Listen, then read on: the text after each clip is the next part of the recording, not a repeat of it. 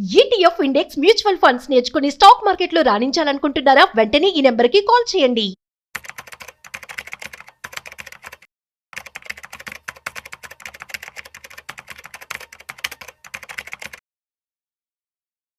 నమస్తే, నేను జీవి సత్యనారాయణ. ఈ వీడియోలో మనము మార్కెట్లో ఆర్డర్ సేల్ ఏమేమి ఉంటాయి, ఎలా ఉంటాయి, మనం కొన్ని ఎలా పెట్టుకోవాలనే దాని మీద మనం ఈ వీడియోలో limit order. First limit order అంటే ఏంటి? సింపుల్గా లిమిట్లో ఒక ప్రైస్ని మనం లిమిట్ పెట్టేదాన్ని లిమిట్ ఆర్డర్ అంటారు. ఈ లిమిట్ ఆర్డర్ ఏదైతే ఉందో, సపోజ్ ఇప్పుడు మనం బై చేస్తున్నప్పుడు ఉదాహరణకి ఇక్కడ చూపిస్తా. బై చేస్తున్నప్పుడు మనము ఇప్పుడు కమోడిటీస్ నడుస్తుంది, ఇప్పుడు బై చేద్దామని అనుకున్నాం అనుకోండి. ఈ గోల్డ్ మినీ బై చేయాలనుకున్నాం. ప్లస్ ఇక్కడ లిమిట్ ఆర్డర్ అని ఒక వర్డ్ ఉంది. Limit, market, stop loss order. Limit అంటే ధరను పెట్టడం, దాన్ని లిమిట్ అంటాం. నెక్స్ట్ మార్కెట్ ఆర్డర్ అంటే మార్కెట్లో ఏ ప్రైస్ ఉందో దాన్ని తీసుకోమని అర్థం, మార్కెట్ ఆర్డర్.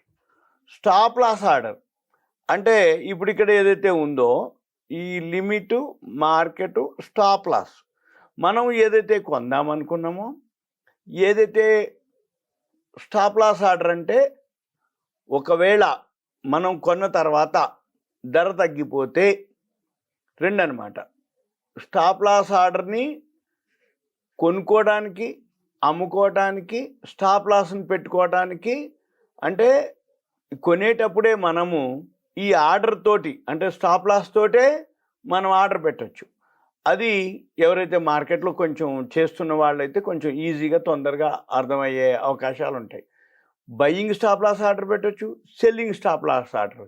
సపోజ్ ఇది మనం కొనాలి అని అనుకున్నాం అనుకోండి. ఇప్పుడు బయ్యింగ్ స్టాప్ లాస్ ఆర్డర్ ఎక్కడ పెట్టాలి అంటే విడబ్ల్యూఏపి అని ఒకటి ఉంటుంది, వాల్యూమ్ వెయిటెడ్ యావరేజ్ ప్రైస్. ఈ వాల్యూమ్ వెయిటెడ్ యావరేజ్ ప్రైస్ని ఇక్కడ వెయిటేజ్ యావరేజ్ 98,629, 98,629. ఇప్పుడు మనం కొనుక్కొని స్టాప్ లాస్ ఎంత పెట్టాలి? 98,629 కంటే కిందికి వస్తే అమ్మేయమని పెట్టడం స్టాప్ లాస్ని. అది లేదు, ఇప్పుడు మనం 98,920కి సెల్ కూడా పెట్టుకొని, అంటే సెల్ కానీ బై కానీ, ఇక్కడ ఓపెన్ ఎంత అయింది? 98,440 అయింది. హై 99,090. 99,090 దాటితే కూడా కొనమని బయింగ్ పెట్టడం. రెండోది ఇక్కడ లో వచ్చి 98,260. 98,260 కంటే కిందికి వస్తే కూడా కొనమని పెట్టవచ్చు. మన ఇష్టం అనమాట. స్టాప్ లాస్ అనేది ఏదైతే ఉందో బయింగ్కి వాడుకోవచ్చు, సెల్లింగ్కి వాడుకోవచ్చు. విడబ్ల్యూఏపి సగటు ధర కంటే పైన ఉంటే కొనమని, సగటు ధర కంటే కిందికి వస్తే అమ్మేయమని, లో కంటే పైన ఉంటే కొనమని, లో కంటే కిందికి వస్తుంటే అమ్మేయమని, సగటు ధర కంటే కింద ఉంటే బై చేయమని, సెల్ చేయమని, ఇట్లా బయింగ్ సెల్లింగ్ ఆర్డర్ పెట్టచ్చు. తర్వాత IOC, immediate or cancel order అంటే ఏంది? ఇమీడియట్గా మనం క్యాన్సిల్ చేసుకునేది. Stop limit order, day order, good till cancelled అంటే ఒక రోజు వరకు. Bracket order at a time ఎక్కువ శాతం పెట్టాయి. Cover order, fill or kill అంటే తప్పు చేస్తే మళ్ళీ మనం తీసేసుకోవడానికి. ట్రైలింగ్ స్టాప్ లాస్, సపోజ్ ఇప్పుడు మనం 100లో కొన్నాం, 110 అయింది, మనం అమ్మేసినాం. అది 120 ఉండొచ్చు, 125 అయిండొచ్చు. అమ్మ మిస్ అయిపోయినమే అనుకుంటాం. దాని బదులు ఏం చేయాలి? 120 అయింది. Stop loss order, trailing stop loss అంటే ఏంటంటే 120కి పోయి దిగుతూ ఉంటే ఒక 1%, 1.5%, 1.5 అనుకోండి. 120లో 1.5 అంటే ₹1.80. ₹1.80 కనుక కిందికి దిగిపోతే 120 నుంచి దిగుతుంటే అమ్మేమని అర్థం. సపోజ్ 120 పైనే ఉంది, ఇది అమ్మదిగా. సపోజ్ 125 అయింది, 130 అయింది, 130 నుంచి దిగుతూ వచ్చింది, మళ్ళీ 1.5% అంటే ₹130 ఇంటూ 1.5 అంటే ₹1.95. 130 నుంచి ₹1.95 దిగుతూ ఉంటే అక్కడ అది అమ్ముతుంది. ఇక ఒకసారి అమ్మటం మొదలుపెట్టింది, దిగితేనే అమ్ముద్ది. అమ్మింది అంటే నీది పోయినట్టు, నీది పోయింది అంటే దిగినట్టు, దిగింది అంటే తగ్గింది అంటే ఇక కిందికి అయిపోయినట్టు. అంటే మనం చూడకపోయినా ట్రైలింగ్ స్టాప్ లాస్ బాగా హెల్ప్ అవుతుంది. తర్వాత ఏఎంఓ, ఆఫ్టర్ మార్కెట్ ఆర్డర్. ఇప్పుడు 3:30కి మార్కెట్ అయిపోయింది, అరే మిస్ అయిపోయినవే కొనలేదు, మిస్ అయిపోయినవే అమ్మలేదని అనుకోక్కర్లే.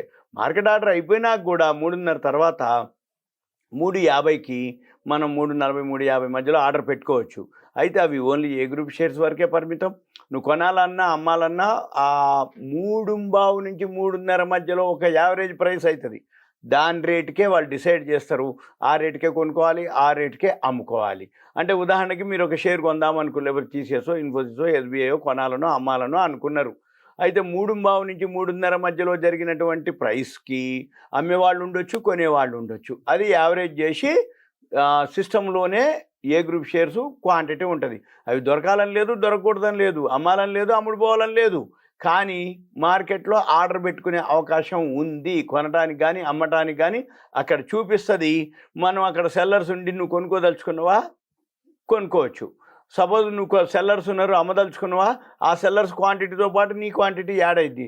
అంతకంటే ఎక్కువ అంత క్వాంటిటీ కొనేవాళ్ళు ఉంటేనో నీది కూడా పోతుంది, లేకపోతే నీది పెండింగ్లో ఉండిపోద్ది, క్లోజ్ చేస్తారు. ఇక తర్వాత స్టాప్ ఆర్డర్ని స్టాప్ చేయటం, స్టాప్ లాస్ ఆర్డర్. ఇప్పుడు మనం ఇంతకుముందు అనుకున్నదే లిమిట్ ఆర్డర్లోనే స్టాప్ లాస్ ఆర్డర్ కూడా పెట్టుకోవచ్చు. ఇంట్రాడే ఉదయం కొనుక్కొని సాయంత్రమే. అంటే ఇంట్రాడే కనుక మీరు ట్రేడింగ్ చేస్తే మీరు చేసినా చేయకపోయినా సిస్టమే క్లోజ్ చేస్తుంది. కొన్ని అంటే బ్రోకింగ్ ఫార్ములు 3:10 క్లోజ్ చేస్తాయి, కొన్ని 3:20 క్లోజ్ చేస్తాయి, కొన్ని. అందుకని మనం ఏం చేయాలి, 3:10కి క్లోజ్ చేసేది అడగాలి ఫస్ట్. 3:10 క్లోజ్ చేస్తారని అది అనాలి. అంటే మనం కొన్న తర్వాత అమ్మకపోయినా వాళ్ళు అమ్మేస్తారు, నువ్వు అమ్మిన తర్వాత నువ్వు కొనకపోయినా వాళ్ళు కొంటారు. అంటే నీ 3:10 తర్వాత సిస్టంలో నీకు లేదు, ఇక వాళ్ళే సిస్టమే ఆటోమేటిక్గా ఆల్గోతోటి దాన్ని జనరేట్ చేసి కొని ఉన్న వాళ్ళందరి అమ్మేస్తుంది, అమ్మి ఉన్న వాళ్ళందరి కొంటుంది. లాభమా నష్టమా నీ ఖాతాకి ఇచ్చేయటం జరుగుతుంది ఇంట్రాడేలో. ఎక్కువ శాతం అందరు ఇంట్రాడే చేసేదంతా అప్పటిదాకా బాగుంటుంది, అప్పటి నుంచి లాస్ అనేది ఇదే రీజన్ అనమాట.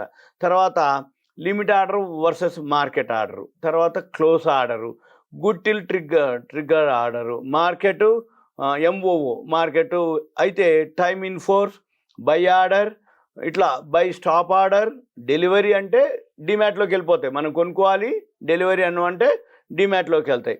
తర్వాత వన్ క్యాన్సిల్స్ ది ఆర్డర్, ఓసిఓ. ఇంకా ఇవే కాకుండా ఇంకా ఏముంటుంది ఒకటి ఇందులో లేదు, ఎంటీఎఫ్ అని కూడా ఉంటుంది ఇక్కడనే.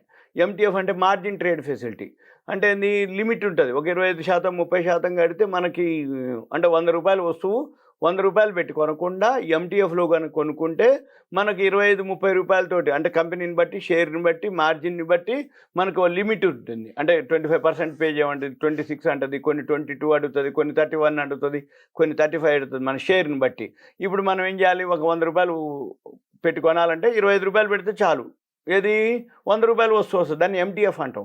అయితే దానికి మాత్రం ఇంట్రెస్ట్ పడుతుంది, మార్జిన్ ట్రేడ్ ఫెసిలిటీ అంటారు, అది ఇంట్రెస్ట్ పడుతుంది. ఒక్కొక్క బ్రోకింగ్ ఫర్మ్ కొంత ఎక్కువ తక్కువలు ఉంటుంటాయి, కొంచెం అటు ఇటుగా. ఓవరాల్గా అయితే 19.5% ₹0.60 అట్లా పడే అవకాశాలు ఉంటాయి.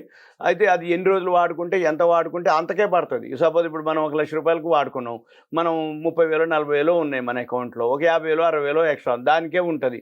సపోజ్ మనం అమ్మేసినాం, అప్పటి వరకే పడుతుంది మీకు వడ్డీ. అందుకని మీరు మంచిగా కన్ఫామ్ పెరుగుతుంది మీకు అని నమ్మకం ఉన్నప్పుడు ఎంటీఎఫ్లో కూడా జాయిన్ అవ్వచ్చు. ఇలా మీకు ఆర్డర్స్లో ఏమేమి ఉంటాయి అనేది దాని మీద ఈ వీడియో. ఇవన్నీ కూడా మనం ఎప్పుడైనా కానీ ఏదైనా బిజినెస్ చేస్తున్నామంటే దాని యొక్క టర్మినాలజీ తెలిసి ఉండాలి, దాని యొక్క ప్లాట్ఫామ్ ఎలా ఉంటుంది, ఏముంటుంది, దాంట్లో ఫీచర్స్ ఏముంటాయి, అవన్నీ తెలిసి ఉండాలి.